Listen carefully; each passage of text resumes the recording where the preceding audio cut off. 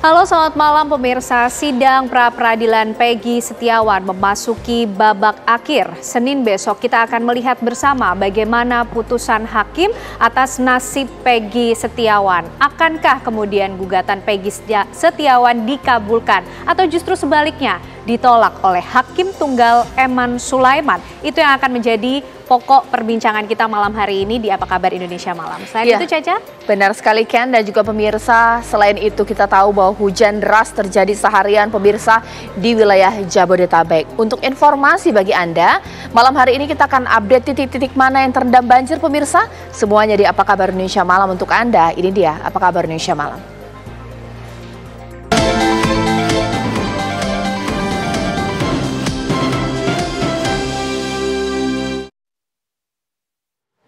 Presiden terpilih Prabowo Subianto dan anaknya Didit Hedi Prasetyo menghadiri acara reveal jersey Timnas Indonesia di Nusantara Garden The Dharma Wangsa, Jakarta. Atlet Timnas Indonesia nantinya akan mengenakan jersey mewah ini pada Olimpiade Paris 2024 yang dimulai pada 26 Juli mendatang. Presiden terpilih Prabowo Subianto bersama dengan anaknya Didit Hedi Prasetyo hadir dalam pameran fotografi rangka reveal jersey merah putih Timnas untuk Olimpiade Paris 2024. Kedatangan Prabowo disambut Menteri Pemuda dan Olahraga Dito Aryo Tejo, Ketua Umum Komite Olimpiade Indonesia Raja Sabta Oktohari, dan Chef de Mission Kontingen Indonesia Olimpiade Paris Anindya Novian Bakri. Jersey resmi Timnas Indonesia untuk kejuaraan olahraga terbesar di dunia di Paris merupakan karya desainer Didit Hedi Prasetyo, putra Presiden terpilih Prabowo Subianto. Jersey mewah karya Didit ini didominasi oleh warna merah putih jadi elemen utama, ditambah emblem burung Garuda di bagian dada sebelah kiri. Resmi dirilis Kamis kemarin. Atlet Timnas Indonesia nantinya akan mengenakan jersey mewah tersebut pada Olimpiade Paris 2024 pada tanggal 26 Juli mendatang.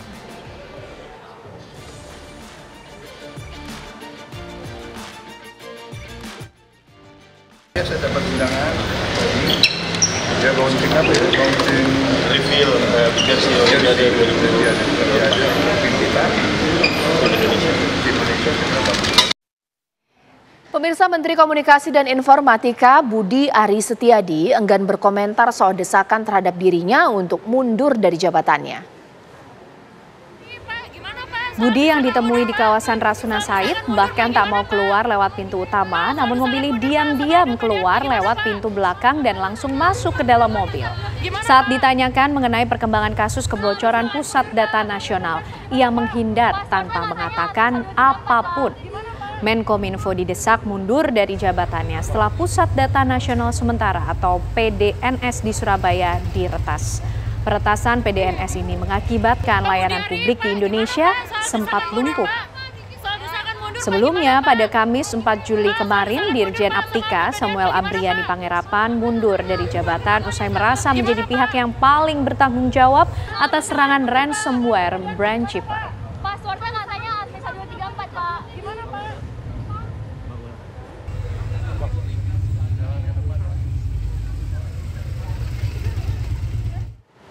Ya, pemirsa, sejumlah kawasan di Jakarta Selatan banjir dengan ketinggian mencapai 50 cm saat hujan lebat melanda Jakarta dan sekitarnya pada Sabtu siang hingga sore tadi.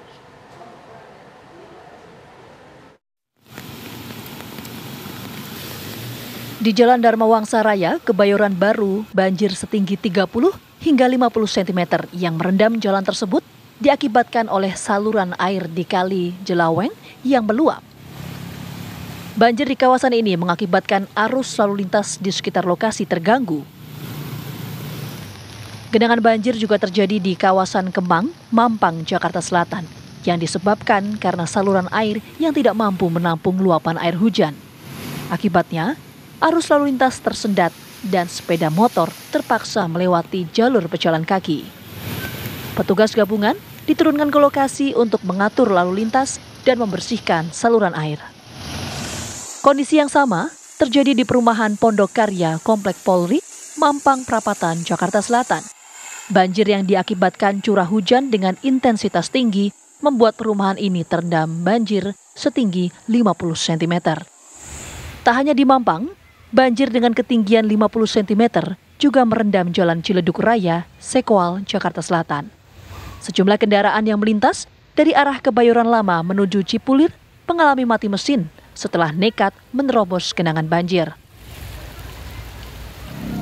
Sementara Jalan Bintaro Permai Pesanggerahan terputus tidak dapat dilalui oleh pengendara motor dan mobil. Akibat banjir di kawasan ini mencapai setinggi 50 cm. Satu persatu pengendara sepeda motor menuntun dan menerobos banjir dengan kendaraannya. Namun tak ada satupun kendaraan roda 4 yang berani menerjang banjir. Banjir di kawasan ini diakibatkan luapan air kali yang tak mampu menampung debit air. Sejumlah petugas bersiaga mengatur lalu lintas di lokasi. Dari Jakarta, tim TV One mengabarkan. Ya pemirsa, saat hujan deras pada Sabtu siang tadi di Jakarta, tebing tol Jor Veteran di Jalan Mulia Bakti Pesanggerahan Jakarta Selatan longsor. Longsoran tebing menutup sebagian Jalan Mulia Bakti Pesanggerahan Jakarta Selatan. Beruntung longsoran tidak terdampak ke rumah warga maupun ruas tol. Tidak ada korban jiwa maupun luka-luka atas peristiwa ini. Sejumlah petugas jasa marga turun tangan membersihkan material longsor. Namun dari keterangan petugas PPSU, kejadian longsor tebing tol ini sudah kedua kalinya terjadi. Warga sekitar berharap jasa marga akan memperbaiki tebing dan memastikan longsor tidak akan terulang kembali.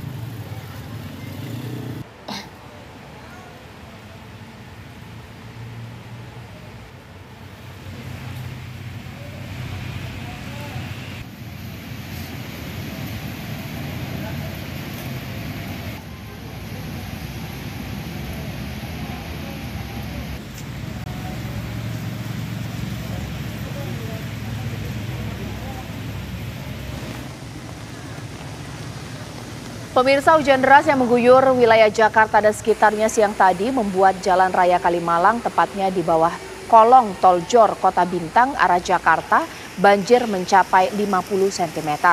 Kendaraan dari arah Bekasi menuju Jakarta bergiliran menerobos banjir, di mana sejumlah kendaraan tidak mau mengambil resiko melewati banjir dan terpaksa menunggu hingga surut.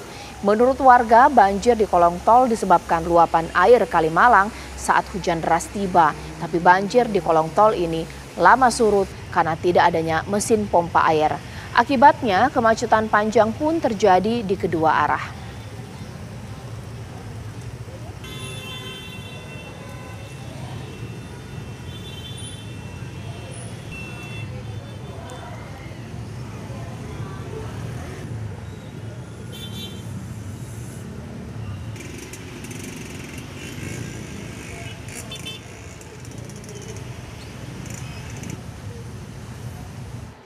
Ya, kami ajak Anda pemirsa untuk melihat bagaimana situasi saat ini di sejumlah titik.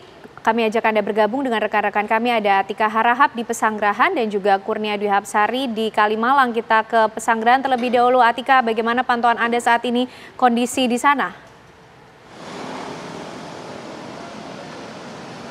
Ya baik, selamat malam Ken Ane, Caca dan juga pemirsa. Benar sekali, tepat di belakang saya langsung mengabarkan ini merupakan titik lokasi terjadinya longsor penahan tebing di Bantara ruas tol Jor Bintaro Jakarta Selatan, yang mana tepat lokasinya ini berada di Jalan Mulia Bakti Pesanggerahan Bintaro Jakarta Selatan.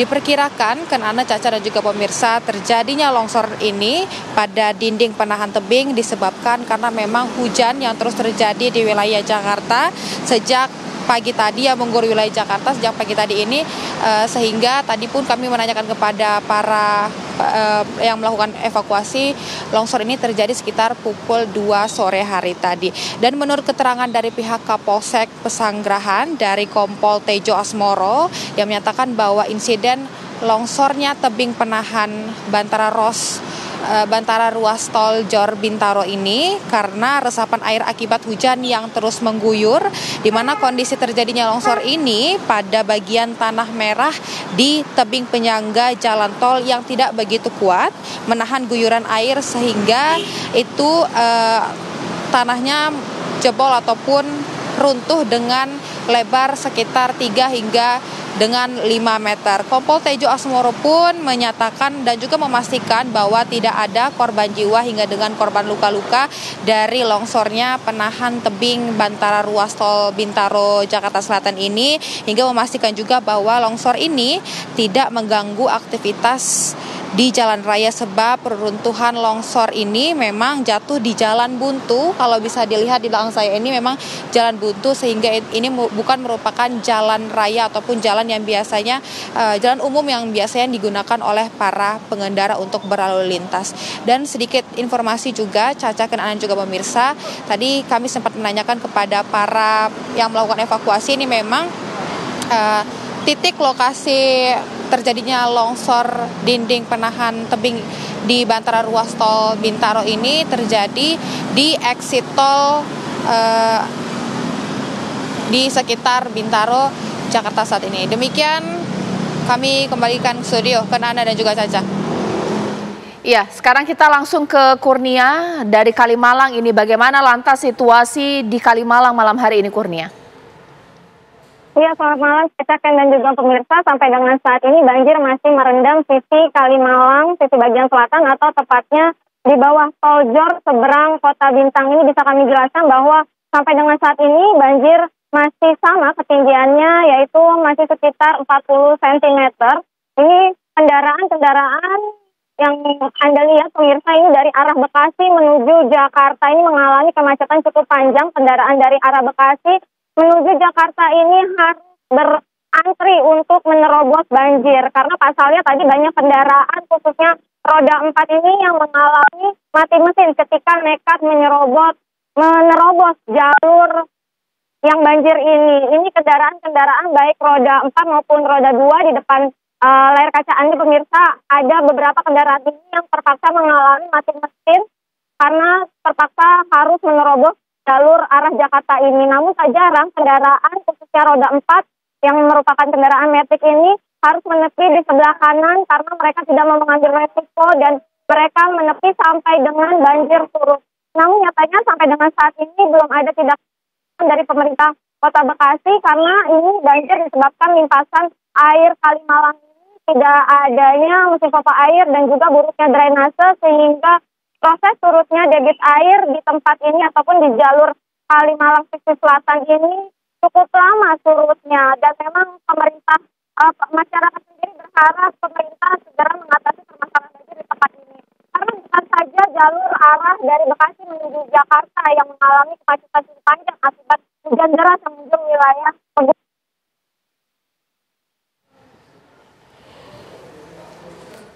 Baik, terima kasih rekan-rekan. Kemacetan. Ya, baik.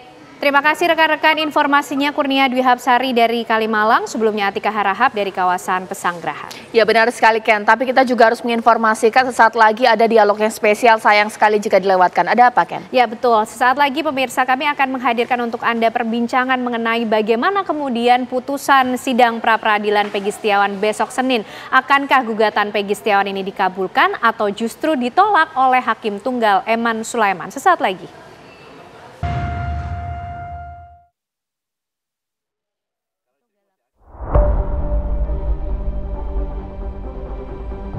Sidang pembacaan putusan pra-peradilan Peggy Setiawan terkait penetapan tersangka dalam kasus pembunuhan Vina dan Rizky di Cirebon akan digelar besok Senin di Pengadilan Negeri Bandung, Jawa Barat.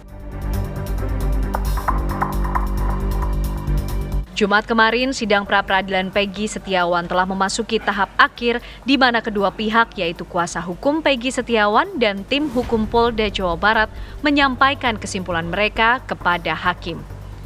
Tim kuasa hukum Polda Jawa Barat bersikukuh menolak dalil-dalil permohonan kuasa hukum Peggy Setiawan yang disampaikan di sidang pra-peradilan. Tim hukum Polda Jawa Barat menegaskan penetapan tersangka Peggy dalam kasus pembunuhan Vina dan Eki di Cirebon itu sudah sesuai dengan alat bukti yang sah. Semua dalil-dalil yang disampaikan oleh para pemohon tentunya setelah kita kaji semuanya, ya untuk kami tolak begitu. Ya, apa yang menjadi bukti-bukti kemarin yang telah disampaikan itu masalah penetapan tersangka kepada pemohon, ya kami sudah menyatakan bahwa itu sudah sah menurut hukum. Sementara tim kuasa hukum Peggy Setiawan meyakini gugatan yang diajukan bakal dikabulkan oleh hakim pengadilan. Kesimpulan kami to the point aja. Kami minta agar tersangkanya Peggy Setiawan digugurkan. Sebab sesuai dengan fakta yang ada, sesuai dengan keterangan ahli, memang harus digugurkan dan dibebaskan. Intinya sana. Lantas, akankah gugatan pra-peradilan Peggy Setiawan akan dikabulkan ataukah sebaliknya ditolak oleh Hakim Tunggal Eman Sulaiman? Lalu, sejauh mana para penggugat dan tergugat meyakinkan hakim akan dalil-dalil yang diajukan selama sidang pra-peradilan? Tim TV One mengabarkan.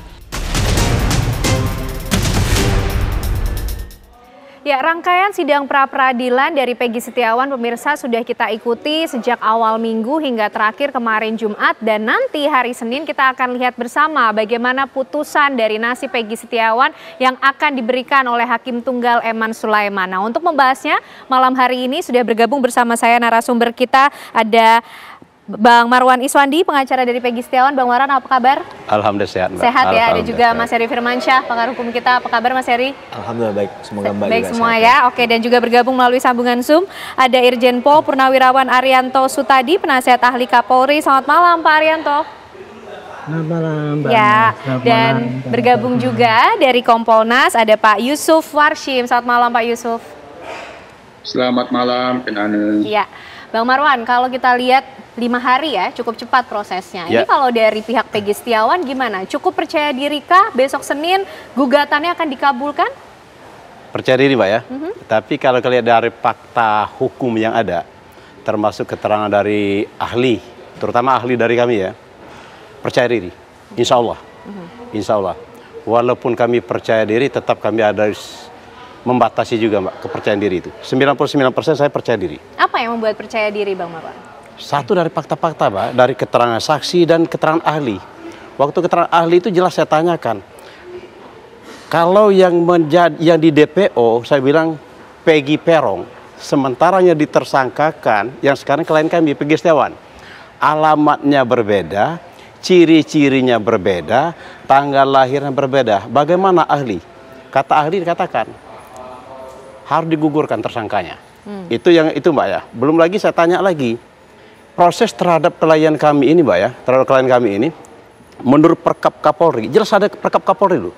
Acuan daripada penyidik itu Perkap Kapolri sama Perkapnya ini ya, peraturan Kabar Eskrim. Di sana jelas dikatakan, Mbak, untuk melakukan mentersangkakan kecuali tertangkap tangan ya, itu ada prosesnya, Mbak.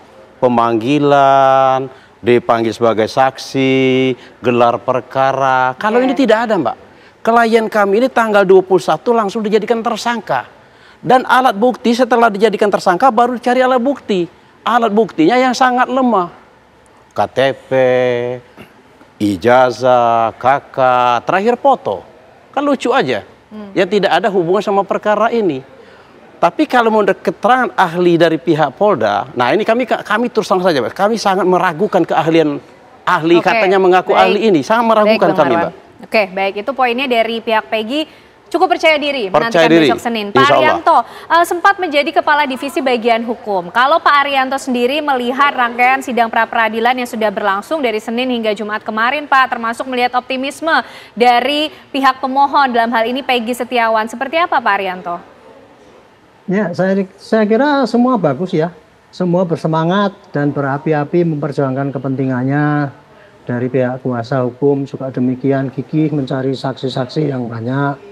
Kemudian dari Polda juga sudah yakin bahwa dia benar-benar sehingga dia menolak apapun dalil yang disampaikan oleh kuasa hukum atau pemohon. Tapi kalau saya boleh menilai ya, ini sekarang ini kan cuma pra-peradilan. Pra-peradilan itu yang dimasalahkan adalah apakah penetapan tersangka itu sudah sah atau tidak. Apakah sudah ada bukti minimal 2 alat bukti apa tidak. Bukti yang benar-benar didapat melalui prosedur yang formal. Itu aja. Sementara kalau dari pihak kuasa hukum ataupun pemohon itu kan mendalilkan bahwa itu salah tangkap dan sebagainya, kemudian bukti-buktinya kurang lengkap dan sebagainya, apalagi namanya berubah, kok ini nama Bedi Peron kemudian jadi Setiawan, dan kemudian saksi ahlinya mengatakan itu harus digugurkan. Itu ya kalau menurut saya saksi ahli yang diajukan di dalam pra-peradilan itu peranannya hanya menerangkan secara teoritis mengenai bukti, 2 alat bukti yang cukup itu untuk menemukan tersangka, itu aja. Jadi tidak kepada para jenis-jenis bukti yang harus ini apakah ini memenuhi syarat apa tidak gitu. Bukan fakta yang diuji di situ. Jadi saya pikir ya masing-masing dengan strateginya sendiri-sendiri ya gitu. Tapi saya senang karena Pak Hakim ini juga kelihatannya terbuka untuk duanya, beliau juga akan tidak ada kepentingan. Ini kita tunggu saja ini nanti.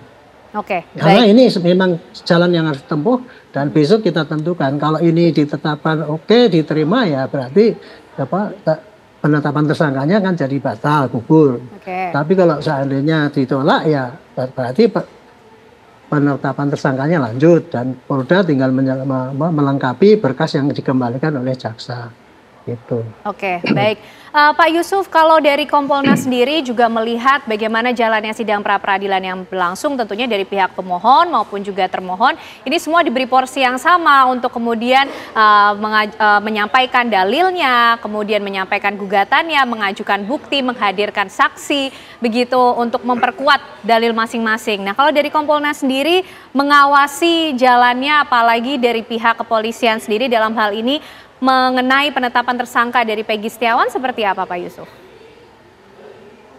Baik, dalam pantauan kami dari awal persidangan pra-peradilan oleh Hakim Tunggal Hakim Eman ini terpantau sampai kesimpulan kemarin itu kedua belah pihak baik pemohon maupun termohon secara sungguh-sungguh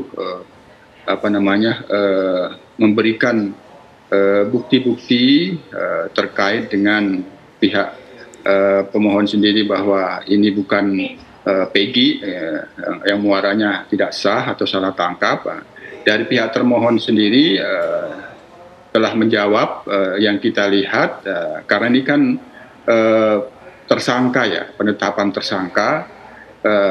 Dari pihak termohon dalam pantauan kami semuanya bisa menjawab apa yang dimohonkan oleh pemohon, dan termohon dalam pantauan kami memberikan jawaban-jawaban terkait dengan penetapan tersangkanya, tidak menjawab bahwa Peggy yang ditetapkan sebagai tersangka ini bersalah, tapi hanya memberikan jawaban terkait dengan alasan dan dasar hukum penetapan tersangkanya, sehingga jawaban-jawaban yang diberikan kemarin itu ya sudah proporsional. Hanya tentu kita sepenuhnya serahkan kepada Hakim Tunggal Hakim Eman yang kami pantau juga sepertinya cukup memposisikan netral, independen dan imparsial. Ya kita harapkan memang putusannya besok memberikan keadilan kepada semuanya. Kami sendiri kepada penyidik setelah pembacaan penyampaian kesimpulan kemarin itu tentu untuk bersiap diri melakukan evaluasi apabila memang dari putusan Hakim Tunggal pra-peradilan itu tidak berpihak kepada penyidik, maka tentu harus diterima. Dan tentu sebelum ada putusan itu malah walaupun optimisme itu dimenangkan, tapi tetap kami sebagai pengawas memberikan saran dan masukan untuk dilakukan evaluasi hal-hal yang menjadi kelemahan-kelemahan sebelum adanya putusan besok, sehingga apabila ketika itu memang tidak berpihak kepada penyidik alias itu dinyatakan tidak sah penetapan tersangkanya, harus terima dan sudah tahu apa yang harus dilakukan. Itu yang kami tentu sarankan. Walaupun demikian sepenuhnya kita serahkan kepada Hakim Tunggal Hakim Eman dan kita hormati apapun putusan Hakim Eman. Ini adalah penentuan kepastian hukum yang awal, apakah Peggy Setiawan ditetapkan sebagai tersangka oleh penyidik ini sah atau tidak, biar kita hormati nanti putusan pengadilan dan kita percayakan kepada Hakim Eman untuk seadil-adilnya memutuskannya. Oke, semua mata tinggal menunggu bagaimana putusan dari Hakim Eman Sulaiman, Mas Heri. Kalau dari mata hukum pidana sendiri, melihat proses yang sudah berlangsung cukup cepat ya Mas Heri, 5 hari dari Senin sampai Jumat, besok Senin kemudian sudah putusan. Dan masing-masing pihak kan mencoba untuk bertahan begitu kan. Yang satu dari pihak pemohon bahwa Peggy Setiawan ini adalah korban salah tangkap begitu ya. Tapi dari pihak termohon ini juga, ini semua sudah sesuai prosedur dan memang betul seperti itu. Seperti apa Mas Heri? Kalau kita mau memetakannya mungkin begini, kita bagi dua kutub ya. Tim kuasa hukum dan juga dalam hal ini adalah pemohon dan termohon yang diwakili oleh tim Divkom Polda Jabar. Nah dalam konteks tim kuasa hukum ini sepertinya akan mengejar lebih kepada kualitas. Kalau sebelahnya berarti kuantitas, sehingga satu bicara minimum 2 alat bukti saja, yang satu coba menggali kebenaran materialnya. Satu mainnya di prosedural. Nah kalau kita lihat dari opening pertanyaan hakim kepada ahli yang dihadirkan kemarin, itu untuk meyakinkan menurut saya di akhir putusan. Saya nggak mau mengatakan putusannya apa. Setiap orang punya pandangan masing-masing, saya hargai itu. Tapi dalam konteks ini, itu guidance-nya hakim dalam memutus. Ketika dia bertanya, bagaimana sih pra-peradilan itu yang baik? Apakah dia hanya bicara tentang prosedural semata atau dia masuk kepada pokok perkara, kebenaran material? Saya rasa itu kalau mau kita tangkap, sense kita mainkan, itu menurut saya adalah hal ihwal yang nanti akan mendasari putusan di hari Senin. Begitu ya. Kemudian yang agak riskan juga, tapi menurut saya agak dalam praktik saya baru nemukan sekarang. Mungkin ilmu saya yang masih kurang, saya harus banyak belajar dengan Bang Marwan dan Pak Arianto dan dari pihak dari Kompolnas ya. Tapi dalam konteks tadi itu menurut saya di sidang terakhir kan ditanya tanggapan tentang hakim memimpin sidang. Review kita ya, bisa Mas ngelihat berapa perspektif, apakah itu perspektif untuk ingin menunjukkan bahwa ada netralitas di sana, walaupun sebenarnya nggak perlu di-mention juga menurut saya, hakim yang dipilih harus berpihak pada keadilan. Keadilan mana nantinya silahkan aja diterjemahkan oleh hakim. Hakim punya kewenangan di situ. Tapi apakah ini karena pressure publik yang begitu luar biasa? Jadi perlu ada disclaimer. Ya, di depan itu disampaikan. Menurut saya agak sedikit aneh. Memang tidak diatur rigid oleh hukum acara dan itu tidak menyalahi aturan. Tapi pelaksanaan dari tindakan itu kan memiliki konsekuensi ya. Menurut saya untuk menjaga marwah hakim, saya rasa tidak perlu ada penyampaian itu. Paling ya kita katakan bahwa ini nanti akan diputuskan, para pihak harap mendengarkan, datang dan lain sebagainya. Agar ada keteguhan sikap di sini. Karena baik Bang Marwan maupun dari tim Divkom Polda Jabar harus menerima apapun keputusannya. Res judicata pro veritate habetur. Ini bukan main catur yang ada remis. Tetap harus ada pihak yang dalam konteks ini kalau pidana lebih benar dan salah ya, bukan kalah menang. Tapi dalam pra-peradilan mungkin karena setengah hukum acara perdata dan setengah hukum acara pidana, bisa kita katakan ini masalah diterima atau ditolaknya permohonan dari pemohon dalam pra-peradilannya. Jadi ini hal yang menurut saya menambah hasanah hukum acara pidana. Kalau kita berpikir husnuzon, berpikir positif ya, menurut saya ini banyak hal baik. Di sini kita akan melihat pengujian juga apakah putusan terdahulu yang digunakan dalam putusan sebelumnya di pengadilan negeri dan seterusnya itu dapat digunakan sebagai alat bukti dalam perkara ini. Nah ini bisa jadi momentum untuk katakanlah perkara-perkara yang lain yang serupa. Sayangnya kita tidak menganut full binding of precedent ya. Kita tidak menganut bahwa kalau ada putusannya bunyinya begini, itu akan diikuti oleh hakim-hakim yang lain. Nah ini yang jadi persoalan dalam hasanah hukum acara pidana kita juga Mbak Ken. Oke, menarik untuk melihat bagaimana kemudian pengadilan akan menimbang dan memperhitungkan tentunya isi permohonan baik dari pihak pemohon dan juga apa yang sudah ditanggapi oleh pihak termohon. Tapi usai jeda pemirsa, kami kembali untuk Anda.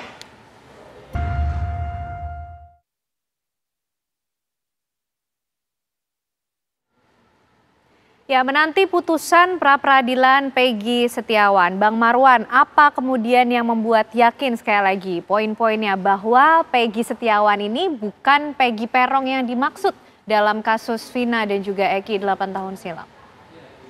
Keyakinan Mbak ya, tadi saya bilang tadi ciri-cirinya udah berbeda, usianya berbeda, alamatnya berbeda, semuanya berbeda Mbak.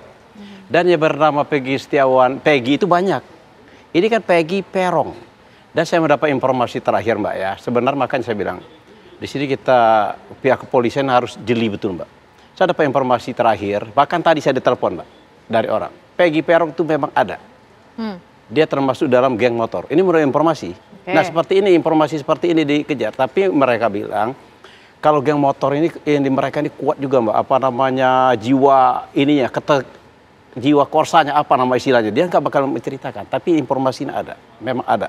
Yang bernama yang namanya Peggy Peron. Tapi bukan klien kami, Peggy Setiawan. Itu Mbak.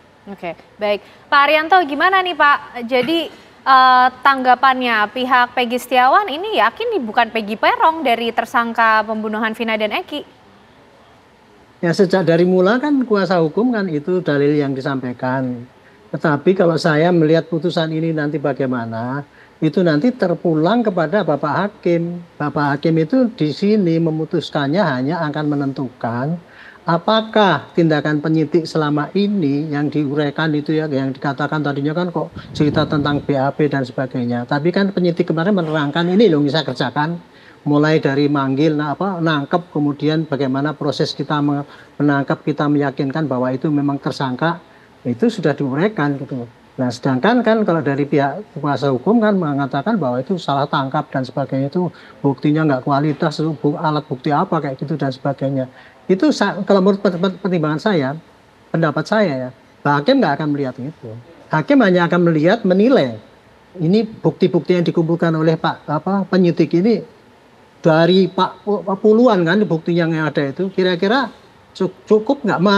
Sudah cukup apa? Minimal dua untuk menentukan Peggy sebagai tersangka, itu aja. Bukan Peggy sebagai terdakwa yang karena membunuh dan sebagainya sehingga hasilnya bukti-buktinya harus ada relevan dengan yang didakwakan. Hakim hanya akan menilai kok itu nanti ini menurut saya sih keterangan ini sudah cukup gitu. Ini kayak keyakinan hakim di sini, kita nggak bisa menilai dan nggak bisa mendikte bahwa hakim harus mengabulkan kita punya gitu. Dan bagi penyidik kayak gini nih ya, seandainya nanti ternyata itu dikalahkan ataupun dikabulkan permohonan itu menjadi koreksi bagi penyidik bahwa ternyata tindakan yang dilakukan sama ini masih belum diakui sebagai bukti yang kuat untuk penyidik. Dia pasti akan mencari bukti yang kuat lagi untuk meneruskan penyidikannya gitu. Jadi itu kira-kira prediksi saya ya. Jadi saya menilai ini pra peradilan ini hakim akan tetap kepada prinsip bahwa pra peradilan itu hanya memutus mengenai masalah sah atau tidaknya penentuan Peggy sebagai tersangka. Karena memang yang dimohonkan itu gitu. Oke, Bang Marwan gimana nih tanggapannya terhadap yang disampaikan Pak Arianto tadi? Ya, itu kan menurut Pak Arianto kan sah-sah aja Pak Arianto bicara kayak gitu. Kami kan dari kami kacamata, makanya apa sampaikan Pak Arianto kita lihat nanti hari Senin. Apapun putusan dari pengadilan, kemarin kami dikumpulin oleh ketua kami Ibu Sugianti. Walaupun kami berkeyakinan 99%, kita lihat berkeyakinan karena dari fakta yang persidangan dan dari fakta hukum yang kami lihat kan, 99% kami yakin ini kalau kami menang. Tapi apapun namanya, kami tetap harus siap menerima apapun putusan dari hakim tunggal itu. Paling-paling kita mempersiapkan langkah ke depannya. Oke, percaya diri tapi siap menerima. Harus siap. Apapun putusan pengadilan harus siap kita terima. Pak Yusuf, ini kan semuanya berkutik di pembuktian bahwa Peggy Setiawan betulkah Peggy Peron yang dimaksud atau justru korban salah tangkap. Nah, kalau dari Kompolnas selama ini bekerja melihat proses pembuktian itu juga yang dilakukan oleh pihak kepolisian, seperti apa Pak Yusuf? Ya, kami sebagai pengawas tentu kan memposisikan di dalam pengawasan itu kaitannya dengan penyidikan. Ketika ditetapkan seseorang menjadi tersangka kan tentu kami memposisikan ketika ingin menggali dan meminta klarifikasi mengedepankan azas praduga tidak bersalah. Kita anggap seseorang yang ditetapkan sebagai tersangka ini ya tidak bisa dituduhkan apapun, termasuk dijadikan tersangka dengan alat dua bukti, sehingga itu akan mendapatkan penjelasan-penjelasan, dari situ kita akan mendapatkan gambaran. Nah, berdasarkan praktek-praktek di dalam pengujian pra peradilan terhadap penetapan tersangka yang dilakukan oleh kepolisian, kita memang melihat ketika penyidik ketika menetapkan tersangka apabila pada aspek materialnya itu masih belum tergambarkan, itu dalam pantauan kami itu kalah gitu. Nah, tapi ketika penyidik ketika menetapkan tersangka walaupun kualifikasinya itu didasarkan pada dua alat bukti, tapi pada aspek materialnya itu sudah bisa digambarkan itu rata-rata ketika diuji pra peradilan itu tetap dinyatakan sah. Nah, walaupun demikian tentu dalam kasus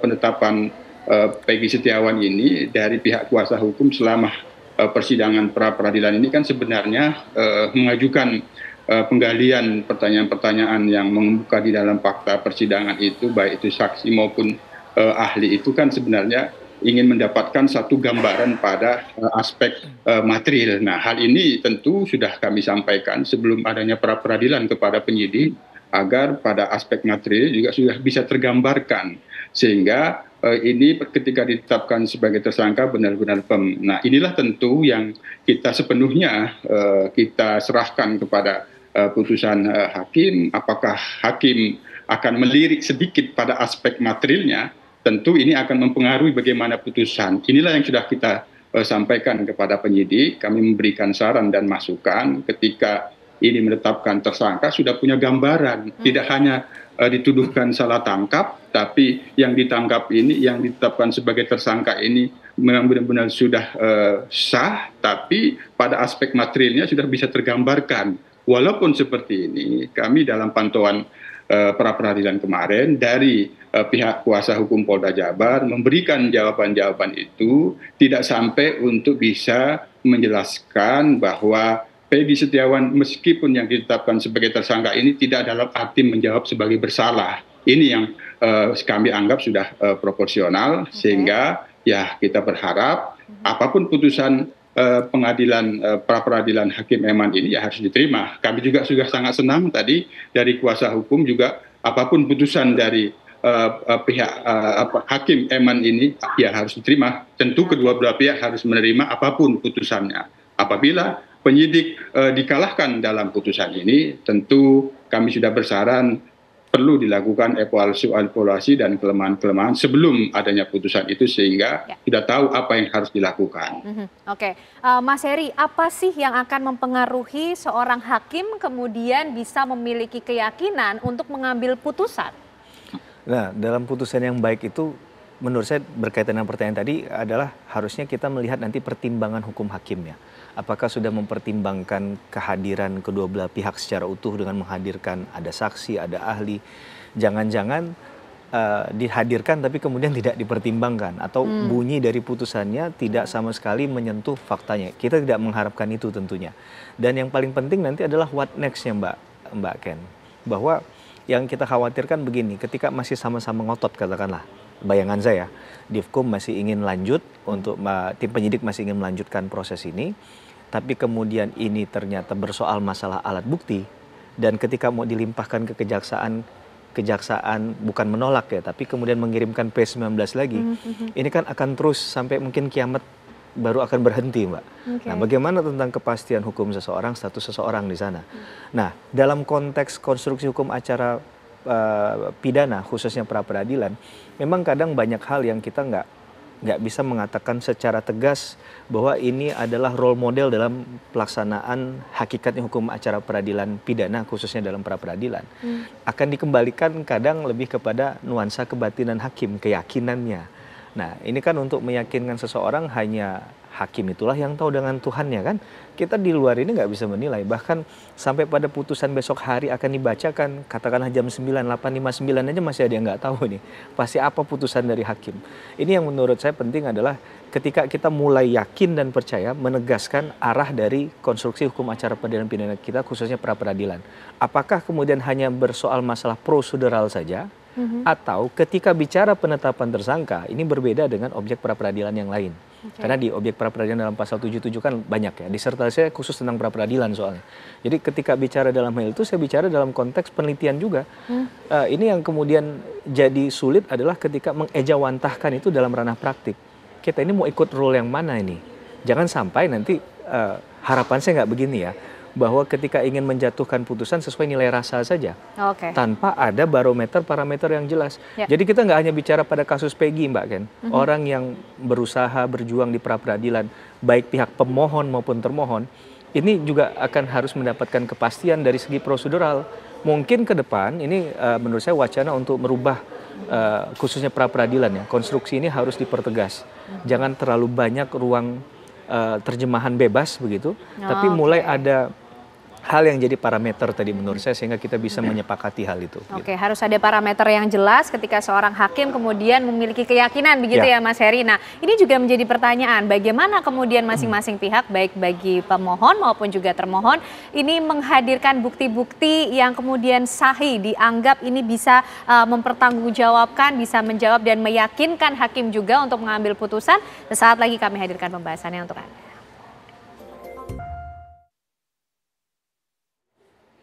Ya, Hakim Eman Sulaiman tentu sedang menimbang dengan bijaksana ya. Kita harapkan untuk bisa mengambil putusan hari Senin besok terhadap nasib dari Peggy Setiawan. Tapi Bang Marwan, kalau kita bicara seberapa sahih sih kemudian bukti-bukti yang coba dihadirkan oleh pihak Peggy Setiawan, Bang Marwan dan juga teman-teman untuk meyakinkan bahwa Peggy Setiawan ini bukan Peggy Peron yang dimaksud dan juga menjadi korban salah tangkap. Kemarin itu di ahli Pak ya, ahli pihak kami, sudah jelas kok saya tanya. Untuk ini bagaimana? Karena salah orangnya kan, ini bukan Peggy, yang DPO adalah Peggy Peron. Sementara kami Peggy Setiawan, bagaimana statusnya? Menurut ahli kami harus digugurkan, tersangkanya harus digugurkan dan Peggy Setiawan harus dibebaskan. Dan kami bisa menunjukkan, di berkas-berkas kami juga, kami mengatakan kalau itu memang salah tangkap, sudah jelas semuanya Mbak, sudah jelas semuanya kalau itu. Tapi apapun namanya, kata hakim kemarin kan bukan terbaik untuk pemohon, bukan terbaik untuk termohon. Terbaik untuk Indonesia. Ya kita lihat aja nanti. Apa keputusan dari hakim, kita semua harus patuh. Kita ikuti. Seberapa yakin sih Pak Bang Marwan atas ahli yang dihadirkan kemarin itu? Saya yakin banget, 99%. Sampai sekarang masih 99%. Apa dasar yang kemudian membuat pihak Peggy Setiawan begitu yakin bahwa apa yang diungkapkan ahli yang dibawa ini kemudian juga bisa mempengaruhi bagaimana putusan hakim nanti? Kami kemarin juga mendatangkan saksi fakta Mbak ya. Yang malam itu kejadian perkara itu seperti si Bondol itu. Bondol itu kan diantar oleh si Peggy Setiawan itu ke naik angkot. Bondol itu nyampai di tempat kejadian perkara itu jam 11. Dia melihat ada kerumunan orang. Secara logika aja Mbak ya. Si Bondol aja udah nyampai di sana jam 11. Nggak mungkin dong Peggy Setiawannya pergi ke sana. Itu banyak fakta-fakta sebenarnya Pak. Yang bisa sebenarnya dari hakim ya. Semoga hakim ini dari Asmaul Husna Pak ya. Artinya bijaksana. Semoga Hakim Eman ini bijaksana. Dan apapun putusannya kami siap untuk menerimanya. Oke, baik. Pak Arianto, itu tadi yang coba dihadirkan oleh pihak Peggy Setiawan, bagaimana menghadirkan kemudian saksi. Tadi juga Mas Heri sempat menyinggung kalau kita bicara mengenai pihak pemohon nampaknya lebih ke kualitas, tapi kalau dari Polda Jawa Barat lebih ke kuantitas. Nah Pak Arianto melihat seperti apa kemudian bukti-bukti yang juga sudah dihadirkan, saksi-saksi ahli yang juga sudah dihadirkan oleh pihak Polda Jawa Barat? Kalau pandangan saya ya, Polda Jabar sudah memberikan bukti-bukti yang banyak, kuantitasnya tinggi ya gitu ya. Cuman bukti-bukti itu kan disangkal oleh dari pihak pemohon. Nah ini ya tinggal nanti lihat aja bagaimana keyakinan hakim. Apakah bantahan-bantahan yang disampaikan oleh pihak kuasa hukum itu kemudian menganulir alat-alat bukti ataupun bukti-bukti yang sudah dikumpulkan oleh penyidik itu. Kalau hakim menganggap itu ternyata ini bukti banyak ini tapi tidak berkualitas dan tidak membuktikan, ya mungkin bisa jadi itu diterima permohonannya. Tetapi kembali kepada ini ya, jadi gini, apa yang diajukan oleh kuasa hukum kan ini coba masuk akal nggak? Ini buktinya alibi kan, suatu alibi. Alibi itu kan keterangan saksi juga, gitu loh. Bukan scientific crime investigation itu, bukti-bukti yang bisa tidak terbantahkan gitu. Nah itu kan bisa ditafsirkan kayak gitu. Saya kira di sini nanti ya Pak Hakim tadi kan mengatakan Pak akan memilih keadilan untuk Indonesia itu, beliau pasti hati-hati karena ini kasus ini dilihat oleh orang banyak dan citra daripada pengadilan kita itu, penegakan hukum kita ini dalam kasus ini dari dulu kan sudah dipertanyakan. Uang sudah putusan inkrah saja kan sekarang dianggap itu putusan inkrah nggak benar kan gitu kan. Nah, itulah maka saya pikir Pak Hakim ini semacam tadi oleh Pak Heri ada terobosan baru itu ya, kok ditanyakan tanggapan itu untuk menunjukkan bahwa Pak Hakim itu netral gitu, saya kira gitu. Tapi kembali Pak, siapa yang menang nanti kalau menurut saya tinggal nanti lihat aja. saya tidak membandingkan antara kualitas dan kuantitas ya, tapi tinggal penafsiran hakim, apakah alat bukti yang dikumpulkan oleh penyidik itu dianggap cukup lebih daripada 2 ya, kan sekurang-kurangnya 2 itu untuk menentukan Peggy sebagai tersangka loh ya. Itu hanya itu aja. Ataukah bukti yang dikumpulkan oleh penyidik itu dianggap tidak cukup karena dibantah oleh pemohon. Pandangan saya cuma gitu, bisanya nggak bisa menentukan pasti bisa apa tidak gitu. Karena ini keyakinan hakim yang kita takar ini gitu loh. Gimana seperti Pak Hedi dia katakan, beliau mau pakai yang teori yang mana nih gitu kan, karena penafsirannya kan macam-macam penafsiran hukum itu. Gitu. Pak Arianto, tapi menurut Bang Marwan dan kawan-kawan ini di persidangan fakta-fakta saintifik itu tidak terlihat, seperti apa Pak Arianto? Siapa? Dari penyidik maksudnya? Ya. Ya kalau itu sekarang scientific crime investigation itu kan macam-macam Mbak, ada dokumen, ada keterangan visum. Padahal ya kemarin kalau nggak salah itu di dalam yang disampaikan oleh dari penyidik itu ya, dia kan menyampaikan bahwa ini juga bermula daripada kasus yang 2016 kan itu. 2016 itu sudah ada melewati otopsi dan sebagainya. Ya, sudah ada crime investigation, scientific investigation itu ada. Nah ini mengacu kepada yang dulu kan, karena putusan itu dianggap masih tidak dibatalkan, nah itu masih valid, dianggap sebagai suatu alat bukti yang sudah terkumpul dulu gitu. Adapun kemudian itu saksian dicabut dan sebagainya itu terserah nanti. Tinggal Pak Hakim ini nanti menentukannya mau pakai model yang mana gitu. Setelah saya sih kayak gitu ya. Karena masing-masing menganggap dirinya benar gitu kan. Pihak penyidik sudah mengaku wah sudah pasti cukup lah. Sementara pihak kuasa hukum mengatakan itu buktinya nggak masuk akal, tidak kurang saintifik lah itu, dan banyak alibi yang bisa mematahkan itu semua. Itu. Kira-kira itu ya. Jadi kembali lagi ini masalahnya masalah penafsiran hakim untuk menentukan apakah cukup bukti yang dikumpulkan oleh penyidik ketika menentukan Peggy sebagai tersangka. Itu tok saja itu. Baik. Ya, Pak Yusuf, ini kan kalau sidang pra-peradilan ini kita bilang tinggal menghadirkan ya pembuktian-pembuktian baik itu dari pihak Polda Jawa Barat bahwa semuanya sudah sesuai prosedur, bahwa Peggy Setiawan ini Peggy Peron yang dimaksud. Tapi sebelumnya Kompolnas kan juga sudah bekerja. Kalau dari penglihatan ataupun temuan Kompolnas terhadap apa yang dilakukan oleh penyidik dari Polda Jawa Barat, ini semuanya sudah sesuai prosedur, ada scientific crime investigation yang memang sudah dilakukan dalam penetapan Peggy Setiawan sebagai tersangka? Pantauan Kompolnas terakhir kita tanggal kemarin itu 21 Juni ya, dalam pemantauan langsung memang apa yang dilakukan oleh pihak penyidik itu sudah cukup banyak, dan dari apa yang sudah kami pantau ada juga yang dalam proses rencana-rencana tindak lanjut. Barangkali rencana-rencana tindak lanjut itu yang ada di dalam berkas yang sudah dilimpahkan ke jaksa penuntut umum itu akan menjadi petunjuk itu kalau pada saat tanggal 21 itu, karena sudah dilimpahkan, apabila itu rencana-rencana tindak lanjutnya belum dilakukan, dugaan kami itu akan menjadi petunjuk. Yang kedua, kita kembali ke pra-peradilan, kan dari pemohon kan mendalilkan dan sudah membuktikan di dalam fakta-fakta persidangan. Nah, dari pihak termohon sendiri, Polda Jabar, memberikan jawaban-jawaban. Sejauh pantauan kami, apa yang telah disampaikan oleh pihak Polda Jabar itu ya menjawab alasan dasar penetapan tersangka itu didasarkan pada minimal 2 alat bukti. Nah, alat bukti yang disampaikan ke sidang Prapit kemarin itu sudah terlihat disampaikan. Apakah ini akan dipertimbangkan oleh hakim, inilah yang kita serahkan kepada hakim.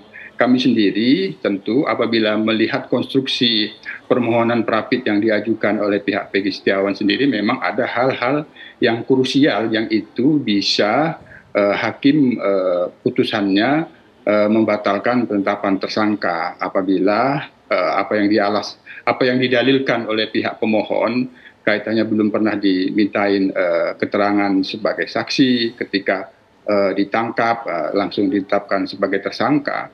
Apabila itu dikaitkan dengan alibinya, tentu ini terkait dengan proses perjalanan 8 tahun yang lalu karena di dalam putusan pengadilan itu kan sudah 8 tahun yang di situ disebutkan sebagai DPO Peggy alias Peron. Apabila hakim memberikan pertimbangan menarik ke ini menurut analisis kami menarik ke belakang 8 tahun yang lalu, maka kita bisa menduga-duga keberpihakannya ada pada Peggy Setiawan, yang itu hakim bisa membatalkan penetapan tersangka, atau ada terobosan hukum baru karena jawaban apa yang dinyatakan oleh Hakim Eman kemarin untuk Indonesia barangkali ada sesuatu yang sifatnya mengkoreksi hukum. Nah, tentu ini yang kita tunggu. Nah, kami sendiri sebagai pengawas kepolisian, apapun putusan itu tentu sudah punya hal-hal yang harus dievaluasi. Apabila itu pun kita andaikan putusan Hakim Eman itu berpihak kepada penyidik, proses selanjutnya masih panjang. Berkas harus lengkap di jaksa penuntut umum. Terkait dengan alibi yang dikonstruksi dari pihak Peggy Setiawan itu juga masih bisa terbuka ada saksi-saksi baru yang pada saat ini belum mengemuka dari pihak Peggy Setiawan sendiri. Itu bisa terjadi. Nah, apabila di dalam proses persidangan pokok perkara nanti ketika pada saat ini dinyatakan sah, apabila jaksa penuntut umum tidak bisa membuktikan bahwa Peggy Setiawan yang ini ditetapkan terdakwa berada di Cirebon pada tanggal 27 Agustus itu, di mana dari kuasa hukum ketika menyampaikan pembelaan berada di Cirebon dengan bukti seperti ini, itu bisa terjadi. Ini kan belum muncul. Jangan-jangan dari pihak kuasa hukum sendiri masih menyembunyikan. Ini yang tentu kami sampaikan ke pihak penyidik, karena ketika pun putusan Hakim Eman pra peradilan ini katakanlah kita mengandai berpihak kepada penyidik menetapkan bahwa penetapan tersangka itu sah, tapi proses perjalanan ini masih panjang terkait dengan apakah Peggy bersalah atau tidak, karena itu kaitannya dengan alibi yang harus bisa dipatahkan di dalam dakwaan nanti. Baik, Mas Heri, kalau kita melihat seberapa sahih sih sebenarnya alat-alat bukti dan juga mungkin ahli-ahli ya yang dihadirkan oleh kedua belah pihak di persidangan. Nah, bagaimana kemudian hakim atau hukum sendiri memberi poin terhadap bukti-bukti yang dihadirkan itu? Iya, menurut saya begini, kita lingkupi saja ya, bahwa fokus hakim harus hanya dari persidangan. Jadi yang di luar itu diabaikan, pendapat publik dan lain sebagainya itu dienyahkan. Tinggal hakim berani dan harus terpaksa dalam tanda petik, karena memang limitnya adalah hari Senin untuk putusan, ia mengambil apa yang kemudian tersampaikan di muka pengadilan saja, tidak lebih dari itu. Dan saya tambahkan tadi katanya kan putusannya tidak berpihak, tidak hanya terbaik bagi pemohon, tidak terbaik untuk pemohon, tapi juga terbaik untuk Indonesia. Yang perlu saya tambahkan mungkin bukan hanya itu, bukan titik di situ ya, tapi lebih ekstrimnya putusan ini harus ekstrim kiri atau kanan. Dia jangan di tengah-tengah. Jangan seakan-akan ingin mengakomodir satu dan dua hal. Kita nggak akan belajar banyak dari pra peradilan Peggy Setiawan pada hari ini. Jadi dia harus ekstrim kiri atau kanan, sehingga kita bisa kemudian belajar dari kasus ini, ada lesson learned yang kita tangkap apa. Dan yang terakhir adalah semoga Tuhan Yang Maha Esa kemudian membimbing langkah hakim kita untuk menentukan nasib seseorang di sana, ataupun apa tindakan penyidik yang sudah dilakukan, sehingga ini tidak kemudian jadi fitnah ketika seorang penyidik ingin melakukan proses penegakan hukum dan kemudian akhirnya jadi takut gara-gara kemudian ada stempel negatif yang melekat. Nah, ini harus dienyahkan dari situ. Dan kalau memang bukan Peggy Setiawan pelakunya, tidak perlu menunggu sampai pokok perkara. Sehingga kita akan melihat ini dari sudut netralitas. Karena bicara tentang hak asasi manusia merupakan penghormatan dan penghargaan terhadap hak asasi manusia bagi setiap warga negara Indonesia. Oke. Gitu, Mbak. Baik. Nah, tentu yang menjadi pertanyaan berikutnya, lalu seperti apa dampak dari putusan Hakim Eman Sulaiman atas nasib Peggy Setiawan termasuk dalam kelengkapan P21 nanti di Kejaksaan apabila ternyata ditolak ya. Tapi dibahas usai jeda pemirsa untuk Anda sesaat lagi.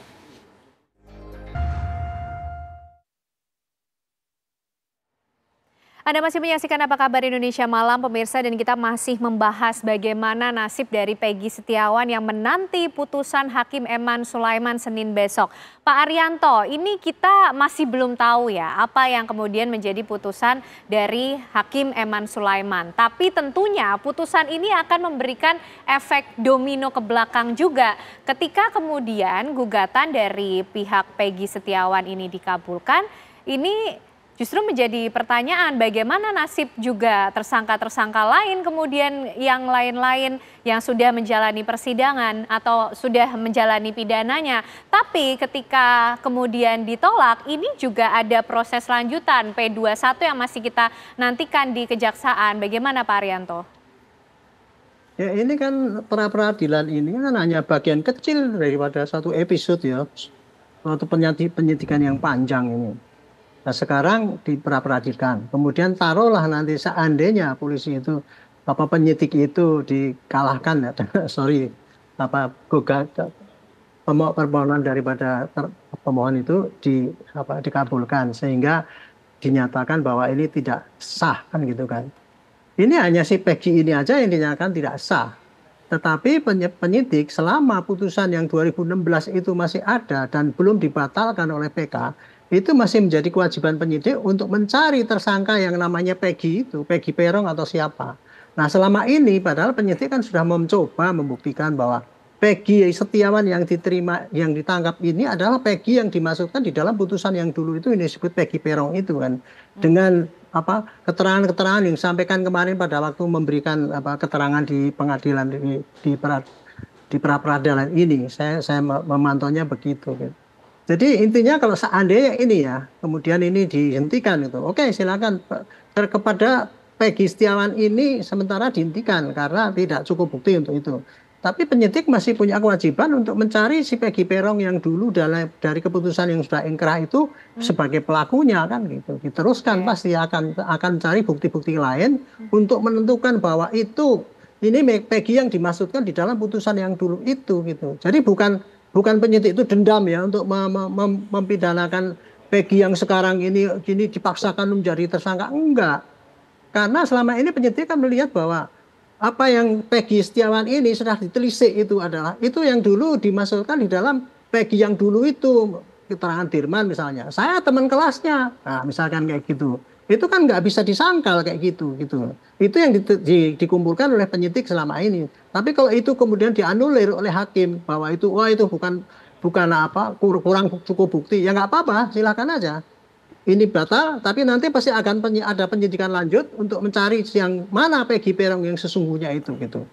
Nah, nanti ada dapat lagi, mungkin ya Peggy Setiawan ini lagi masuk lagi jadi tersangka lagi kalau seandainya mendapatkan bukti awal yang cukup untuk menentukan dia sebagai tersangka. Prediksi saya kayak gitu jadi ini bukan masalah dendam polisi memaksakan ini menjadi tersangka sehingga orang nggak bersalah kemudian dijadikan terdakwa itu.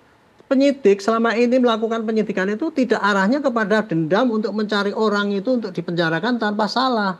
Tapi berdasarkan dari keterangan yang didapat ya, yang dianggap itu sebagai bukti permulaan yang cukup, itu diteruskanlah penyidikan itu. Karena kalau tidak ya polisi itu berdosa karena berarti dia menyembunyikan sesuatu tersangka dong gitu. Jadi kira-kira begitu jalan pikirannya penyidik itu dari pengalaman saya yang nggak tahu kalau yang dari orang lain gitu. Jadi ini adalah satu rangkaian panjang ya untuk menguak yang dulu tahun 2016 itu sebetulnya apa yang terjadi. Putusannya kayak gitu dan kemudian yang dicari itu sekarang kemana orangnya itu gitu. Itulah kira-kira arah daripada proses yang kita pantau selama ini. Oke, Bang Marwan sudah tidak sabar menanggapi. Silakan Bang Marwan. Baik, saya menanggapi apa disampaikan Pak Arianto itu ya. Pak Arianto gini Pak Arianto, saya sebenarnya mau tanda tanya ke Polda Jawa Barat ini. Polda Jawa Barat ini tidak konsekuen Pak Arianto. Ini mengatakan dulu kan DPO itu kan ada 3. Satu Peggy Peron, yang kedua Dani, yang ketiga Andi. Waktu jumpa pers dulu dia mengatakan si Andi dan si Dani adalah fiktif. Nah sementara kemarin menanggapi gugatan kami, dia mengatakan disebut 3 orang. Ada si Dani, ada si Andi, ada si Peggy Peron. Loh yang mana? Jangan maksud saya gini loh. Kasihan sama masyarakat Pak Arianto. Yang benar tuh yang mana? Yang apakah fiktif atau dinaikkan lagi? Bagaimana gitu loh.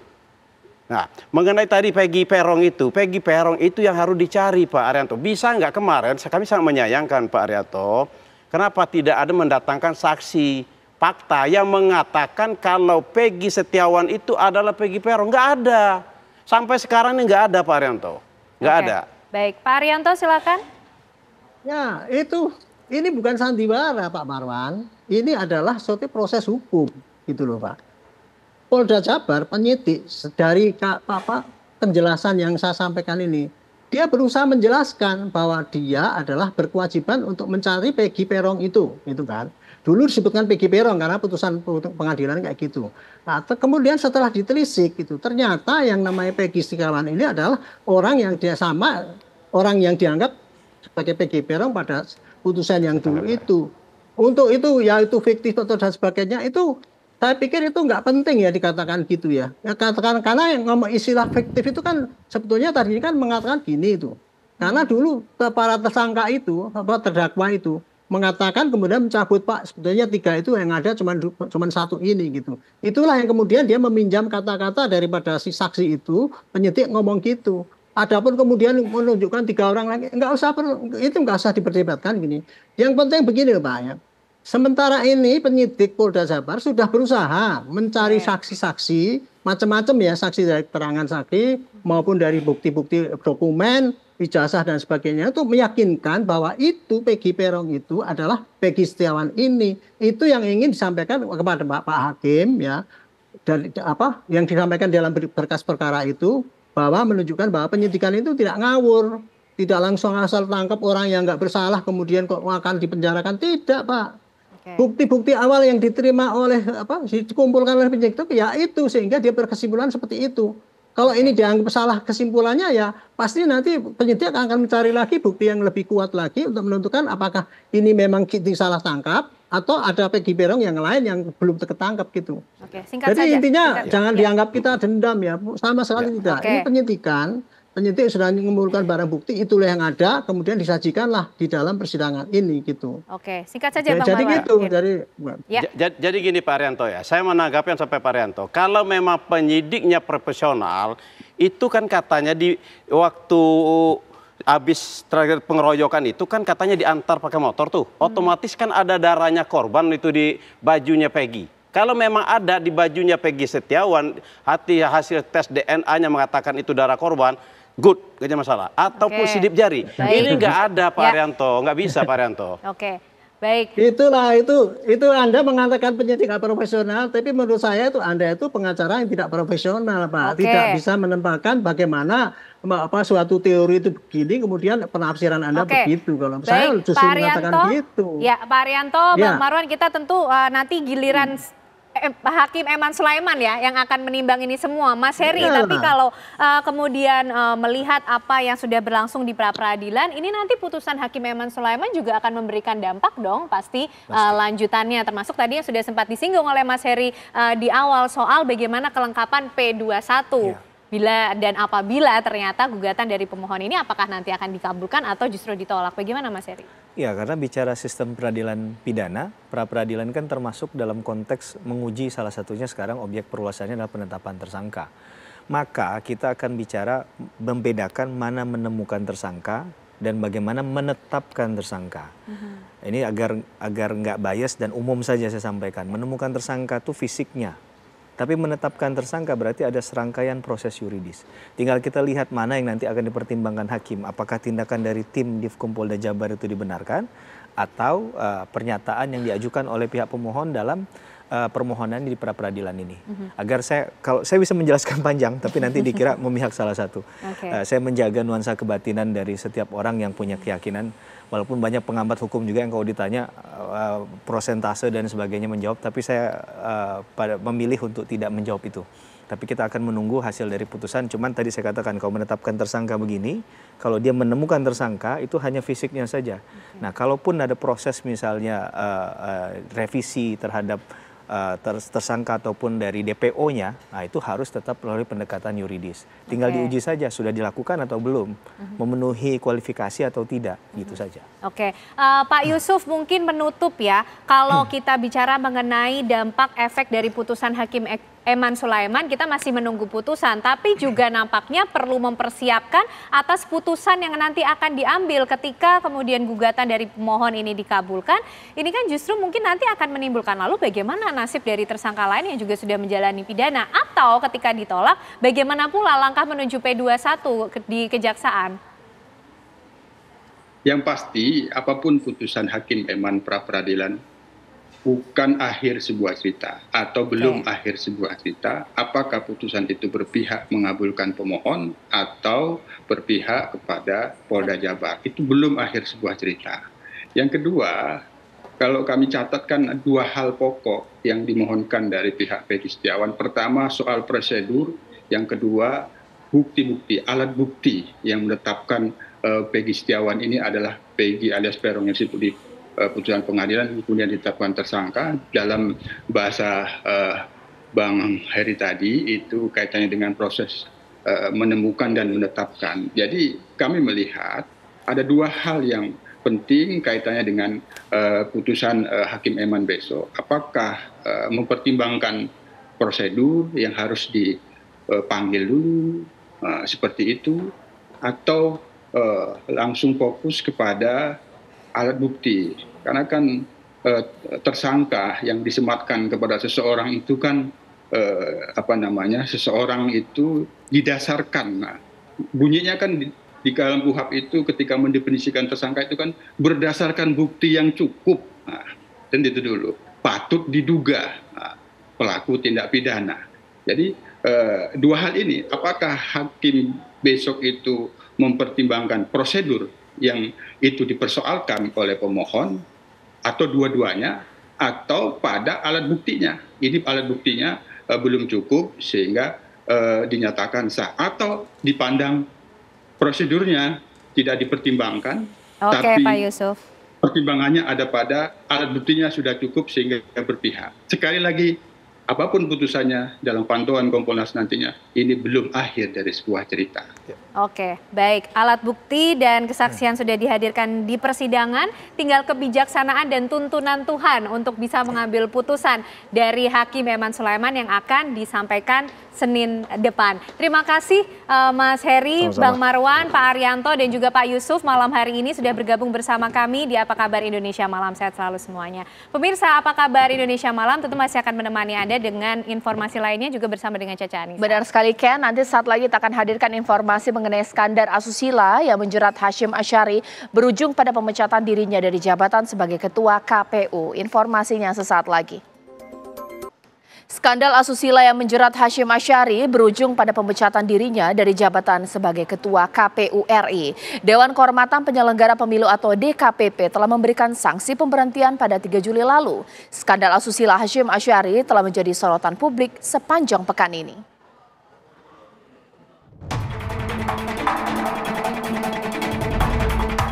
Sanksi pemecatan yang dijatuhkan Majelis Dewan Kehormatan Penyelenggara Pemilu DKPP pada Ketua Komisi Pemilihan Umum KPU RI Hashim Asyari Rabu 3 Juli 2024 menuai sorotan publik.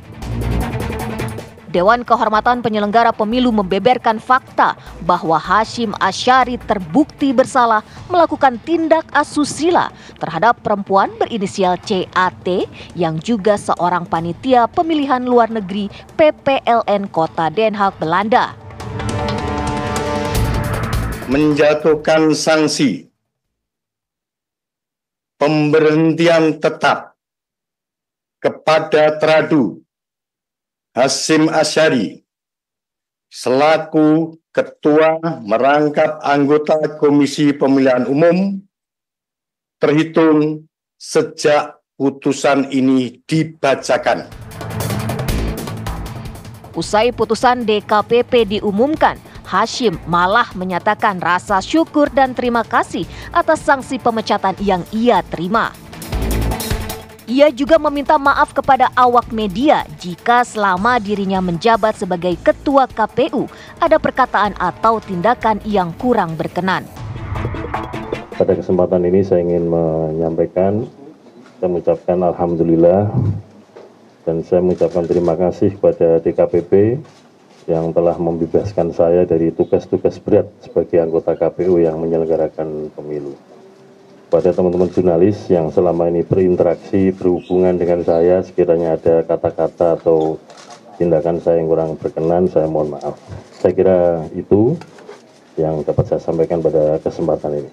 Terima kasih. Assalamualaikum warahmatullahi wabarakatuh. Sementara itu hasil pleno internal pada Kamis 4 Juli 2024, KPU menunjuk Komisioner Muhammad Afifuddin sebagai pelaksana tugas Ketua KPU agar roda penyelenggaraan Pilkada serentak mendatang dapat berjalan optimal. Hasil pleno sudah memutuskan secara bulat kami bersepakat untuk memberikan mandat kepada Pak Muhammad Afifuddin untuk menjadi pelaksana tugas dari Komisi Pemilihan Umum dalam Ketua Komisi Pemilihan Umum untuk melakukan tugas-tugas organisasi sampai dengan nanti dipilihnya Ketua KPU secara definitif. Sejumlah pihak turut menanggapi soal pemberhentian Hasyim Asyari sebagai Ketua KPU RI, termasuk Presiden Joko Widodo. Presiden turut menghormati keputusan DKPP dan memastikan bahwa penyelenggaraan pilkada berjalan jujur dan adil. Pemerintah menghormati kewenangan DKPP dalam memutuskan itu. Dan pemerintah juga akan memastikan bahwa pilkada tetap berjalan dengan baik, lancar, nantinya jujur dan adil juga. Pemecatan Hasyim Asyari sebagai Ketua KPU RI karena terbukti melakukan tindak asusila tentu saja mencoreng marwah dan kehormatan lembaga yang pernah dipimpinnya. Karena nilai setitik, maka rusak susu sebelanga. Citra lembaga Komisi Pemilihan Umum seolah ternodai akibat syahwat pribadi. Skandal asusila Hasyim Asyari bermula dari aduan seorang perempuan berinisial CAT yang merupakan panitia pemilihan luar negeri di Den Haag, Belanda. Hasyim dilaporkan atas dugaan pelanggaran kode etik penyelenggara pemilu karena melakukan perbuatan asusila pada anggota PPLN itu. Tim TV One mengabarkan. Pemirsa, Satreskrim Polres Metro Jakarta Barat menahan Batara Ageng yang merupakan mantan manajer artis Fuji usai diduga menggelapkan uang senilai 1,3 miliar rupiah. Usai menjalani pemeriksaan sebagai tersangka, Batara Ageng langsung dimasukkan ke dalam tahanan Mapolres Jakarta Barat. Tersangka diamankan usai adanya laporan terkait dugaan tindak pidana penggelapan dana milik selebgram Fuji senilai 1,3 miliar rupiah. Ia dikenakan pasal 372 dan 378 Kitab Undang-Undang Hukum Pidana dengan ancaman hukuman 4 tahun penjara. Sebelumnya, Fuji melaporkan Batara Ageng terkait kasus dugaan penggelapan dana pemirsa pada September 2023 lalu. Penggelapan yang mana yang bersangkutan adalah ex-manajer dari saudari Fuji dari tahun 2021 sampai tahun 2023. Nah, ini dengan total besaran yang dia gelapkan lebih kurang 1,3 M. Kita tetap di mana? Yang bersangkutan tidak kita lakukan penangkapan, tetapi yang bersangkutan kita lakukan pemanggilan terhadap tersangka pada hari Jumat dan statusnya pada saat setelah kita lakukan pemeriksaan, esok harinya langsung kita lakukan penahanan. Pemirsa, berbagai cara dilakukan warga dalam menyambut Tahun Baru Islam. Warga lereng Merapi di Boyolali, Jawa Tengah mengadakan kirap kepala kerbau. Informasinya sesaat lagi. Pemirsa, dalam berbagai upaya yang dilakukan oleh warga dalam menyambut Tahun Baru Islam, di mana warga lereng Merapi di Selo Boyolali, Jawa Tengah mengadakan kirap kepala kerbau di puncak Gunung Merapi. Dan hingga saat ini persiapan kirap kepala kerbau dalam rangka menyambut Tahun Baru Islam atau Malam Satu Suro terus dilakukan. Sebanyak 9 tumpeng nasi dan juga tumpeng dari hasil bumi serta tumpeng atau gunungan sayur mayur termasuk 1 kepala kerbau telah siap untuk dikirap. Kirap kepala kerbau ini rutin dilakukan setiap tahun dalam rangka menyambut Tahun Baru Islam atau Malam Satu Suro.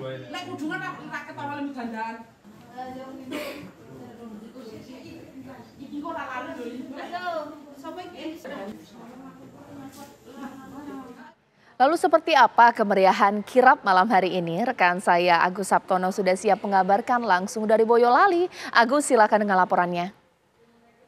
Ya, Terima kasih Caca dan juga pemirsa, benar sekali bahwa malam hari ini dalam rangka menyambut malam Tahun Baru Islam ataupun yang lebih dikenal oleh masyarakat dengan malam 1 Suro. Malam hari ini warga lereng Gunung Merapi atau tepatnya di Desa Lencoh, Selo, Boyolali, Jawa Tengah akan mengadakan kirap kepala kerbau, di mana nanti kirap akan dimulai sekitar pukul 20:30. Nanti kirap baru akan dimulai. Kirap ini dengan membawa 1 buah kepala kerbau seperti yang di belakang saya ini, nanti yang akan dikirap. Juga ada berbagai tumpeng, ada 9 tumpeng, baik itu tumpeng kolowija maupun tumpeng yang terbuat dari nasi maupun nasi jagung. Di mana tumpeng-tumpeng ini nanti akan dikirap menuju di joglo setelah dengan jarak kurang lebih 600 meter. Setelah di joglo nanti akan didoakan, diadakan acara. Setelah itu baru dibawa ke Nyeselo, yaitu ke puncak Merapi dengan warga maupun atau pembawa tumpeng yang sudah disiapkan oleh panitia. Sementara warga maupun petugas pembawa kirap, peserta kirap saat ini sudah bersiap dan menunggu waktu untuk dimulainya kirap malam 1 Suro ataupun untuk menyambut Tahun Baru Islam pada malam hari. Begitu Caca. Agus Sabtono mengabarkan langsung dari Boyolali, Jawa Tengah. Sekarang kita ke informasi lainnya pemirsa, di mana aksi tawuran antar gangster di Kota Semarang ini kembali terjadi. Puluhan pemuda bersenjata tajam terlibat tawuran di dalam kampung padat penduduk. Dalam rekaman CCTV terlihat puluhan pemuda menggunakan senjata tajam tawuran. Tepatnya terjadi di Kampung Pandansari, Kecamatan Gayamsari, Kota Semarang. Dalam aksi yang terjadi pada Jumat menjelang pagi tersebut, ini para pelaku saling serang. Dan mereka melakukan penyerangan ternyata di pemukiman padat penduduk dan membuat warga ketakutan. Bahkan salah seorang warga yakni Sugiono mengatakan bahwa aksi tawuran ini sudah beberapa kali terjadi. Namun baru kali ini sampai masuk ke perkampungan. Tentunya ini karena pelaku membawa senjata tajam, warga pun melaporkan hal ini ke polisi.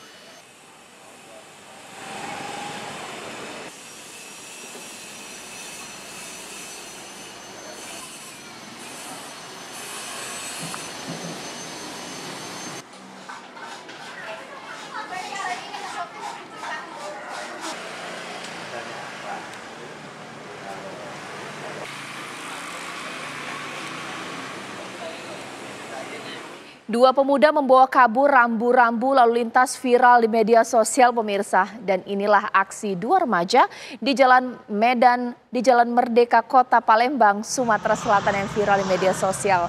Ya, dengan menggunakan kendaraan roda 2, satu dari di antara mereka ini turun, mencabut rambu lalu lintas yang terletak di trotoar jalan dan kabur dengan sepeda motornya. Ya, berita ini kemudian viral di media sosial karena rekaman tersebut menyebar dan ditanggapi oleh netizen.